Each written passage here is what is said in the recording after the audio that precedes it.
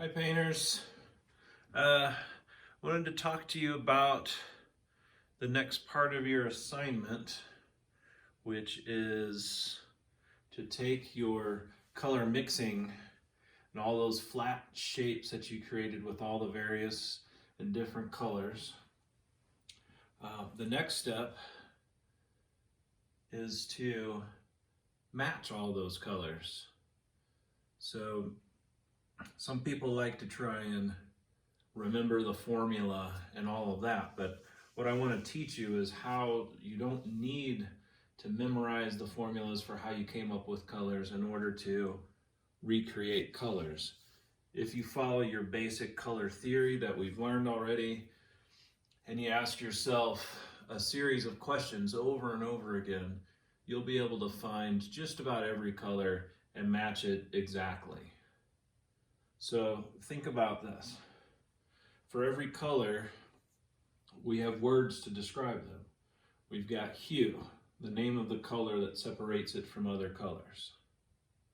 We've got intensity, the amount of purity of the color or the saturation of the color. For us, we think about this as how close is it to straight out of the tube. We have value, the lightness or darkness of the color. And then we have the temperature. Is the color a warm color or a cool color? If you look at each color in your painting and really try to ask yourself those 4 questions over and over again, you can determine really the best way to start with coming up with the colors. For example, right here, if I was trying to match this color, what's the hue? It's orange, for kind of a brownish orange, but I'm going to call it orange. What's the intensity? It's got a fairly low intensity. That's why it tends towards brown. When I compare it to this green right next to it or this orange up here, you can see that those are both brighter or more intense colors.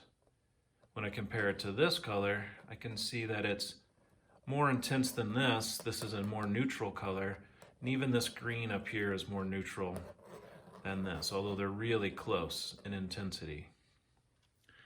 As far as value goes, if I squint my eyes down really hard, I can see that it's fairly dark. It's not, as dark as something like this over here, or even some of the dark parts of this shape, or even this shape. So maybe towards middle gray is where it is. It's definitely darker than this orange up here. It's darker than this. It's darker than this. It's darker than this. It's not as dark as the edge of this red shape right here. So by comparing all of those, I can get a pretty good idea of where to start with this. All I'm going to do over and over again is ask myself those 4 questions. What is the hue? What is the intensity? What is the value? What is the temperature?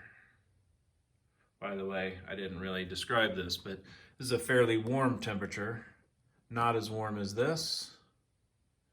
Definitely warmer than this. Even a bit warmer than this as well. So there's the temperature aspect as well.